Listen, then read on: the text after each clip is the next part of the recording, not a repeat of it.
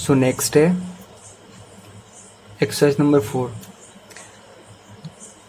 इसमें बताया कि क्वाड्रेटिक इक्वेशन जो है उसको हम किस तरीके से सोल्व कर सकते हैं।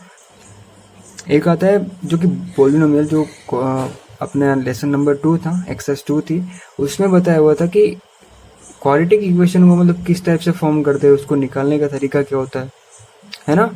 उस टाइप का कुछ चीज़ें इसमें पॉलिनोमियल में हमने देखा था कि क्वाड्रेटिक इक्वेशन होता क्या है या फिर बेसिकली पॉलिनोमियल्स क्या होते हैं। और इसमें जो बताया हुआ कि quadratic equation, only quadratic equation के बारे में बताया हुआ है कि क्वाड्रेटिक इक्वेशन को सोल्व कैसे करते हैं, क्वाड्रेटिक इक्वेशन की फॉर्मेशन किस टाइप से होती है। तो अपन इसमें यही देखेंगे कि सबसे पहले इसकी बेसिक की अगर मैं बात करूँ, इसमें नॉर्मल सा बेसिक, कोई ज़्यादा नहीं है। देखिए सबसे पहले अपन ने जो पॉलिनोमियल जो हमने पढ़ा था उसमें हमने देखा था कि एक पॉलिनोमियल की फॉर्मेशन क्या होती थी कि एक जो इक्वेशन होती थी लीनियर इक्वेशन, देखिए ax प्लस बी, इसका फॉर्मेशन ये होता था।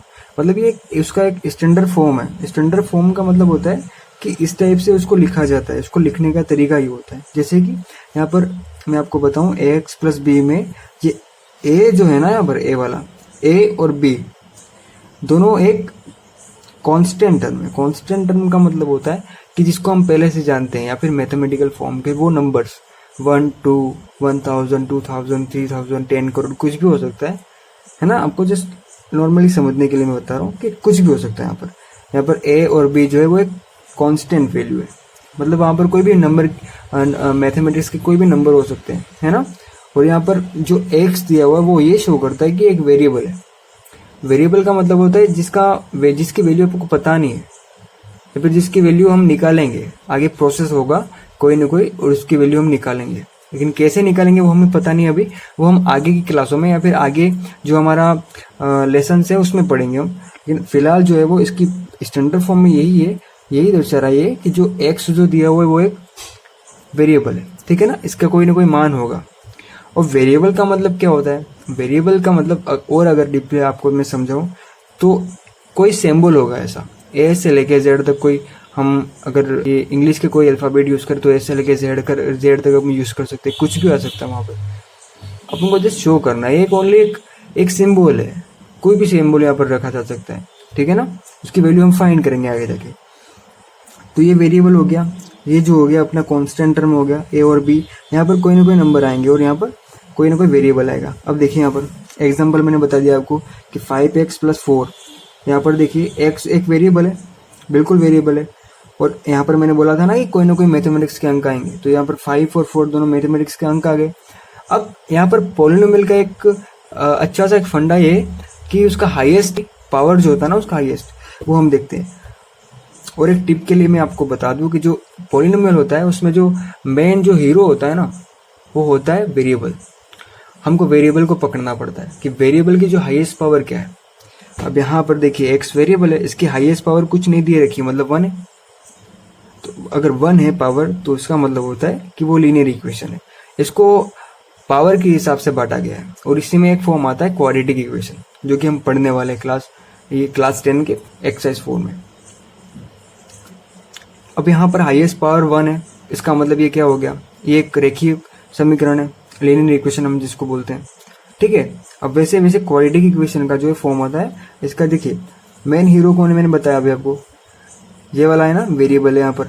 और यहाँ पर 1, 2 और 3 मतलब a b c ये तीनों नंबर होंगे कोई ना कोई। ax² + bx + c में देखिए ax², जो x² दिया हो यहाँ पर, जहाँ पर x दिया हो वो एक वेरिएबल है। a b c जो है वो कांस्टेंट टर्म है, मतलब यहाँ पर कोई ना कोई कांस्टेंट या फिर मैथमेटिकल कोई ना कोई अंक जरूर आएगा यहाँ पर, ठीक है ना। तो यहाँ पर देखिए, यहाँ पर x वेरिएबल तो यहाँ पर एक ही है ना, x दोनों तरफ एक ही है। अब यहाँ पर हाईएस्ट पावर अगर आप देखें तो यहाँ पर 1 है, लेकिन यहाँ पर 2 है, लेकिन हाईएस्ट पावर जो है वो, हाईएस्ट जो पावर है ना इस इक्वेशन में, वो देखा जाता है। तो यहाँ पर हाईएस्ट पावर 2 है, हाईएस्ट पावर अगर 2 है तो इसको बोल दिया हमने क्वाड्रेटिक इक्वेशन, ठीक है ना। पावर के हिसाब से इसको डिराइव किया हुआ है। अगर पावर 3 होती है यहाँ पर तो हम इसको बोल देते क्यूबिक इक्वेशन, बस वही है, पावर के हिसाब से हमने इसको डिराइव किया हुआ है। अब यहाँ पर देखिए मैंने लिख दिया यहाँ पर where A B C are constant and here X is variable, ठीक है। अब देखिए, अब एक और कंफ्यूजन रहती है बच्चों में कि सर यहाँ पर एक्स की जगह कुछ भी आ सकता है, क्योंकि बेसिकली बुक ज्यादातर रिफर एक्स को करती है। आप बुक में देख लेना कहीं भी आपको ज़्यादातर एक्स ही दिखेगा, लेकिन ऐसा नहीं है। हम कुछ भी यूज़ करते हैं, मैंने बोला ना आपको ए से जेड में कुछ भी यूज़ कीजिए आप। तो यहाँ पर रटना नहीं है, रट के पूरी मैथ्स को नहीं सीखा जा सकता, आपको समझना पड़ेगा। अब यहाँ पर एक्स की जगह मैं जेड यूज़ कर सकता हूँ, मैं वाई यूज़ करूँ, मेरी मर्जी है ना। वैसे आपकी भी मर्जी होनी चाहिए, आप कुछ भी यूज़ कर सकते हो, यहाँ पर कोई दिक्कत वाली बात नहीं, रटना नहीं है। एक्स अगर बुक में एक्स फॉलो किया तो आप भी बुक्स के जैसे ही एक्स अगर प्रिपेयर कर लो, तो ऐसा नहीं है, आप अपने हिसाब से कुछ भी यूज़ कर सकते हो यहाँ पर, ठीक है। अब देखिए मेन चीज़ ये आती है कि यहाँ पर A X square plus B X plus C इसकी एक स्टैंडर्ड फॉर्म है, किसकी, तो क्वाड्रेटिक इक्वेशन की। अब कभी कभी क्या होता है ना कि क्वेश्चन आपको प्लस में ही नहीं मिलता, यहाँ पर जो अंक शो होते हैं ना वो माइनस में भी हो जाते हैं कभी कभी, तो बच्चे डर जाते हैं, या फिर बच्चों का इस टाइप का बेसिक क्लियर नहीं होता, तो बच्चे क्या करते हैं, पता नहीं लग पाता उनको कि ये है क्या, क्योंकि यहाँ पर स्टैंडर्ड फॉर्म में तो प्लस दिया हुआ है और यहाँ पर माइनस कैसे आ गया।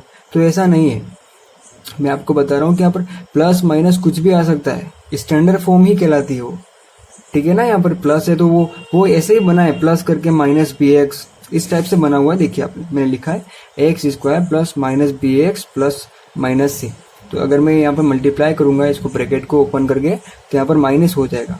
तो कहने का मतलब मेरा यही है कि यहाँ पर माइनस प्लस कुछ भी हो सकता है स्टैंडर्ड फॉर्म में, आप कैसे भी इसको, या फिर कैसे भी लिखा होगा तो आप इसको प्रिपेयर कर लीजिएगा, ठीक है। तो इसका बेसिक तो नॉर्मल यही था, हम आगे की क्लास में देखेंगे कि किस टाइप से इनको सोल्व किया जाता है या फिर इनका फॉर्मेशन क्या है।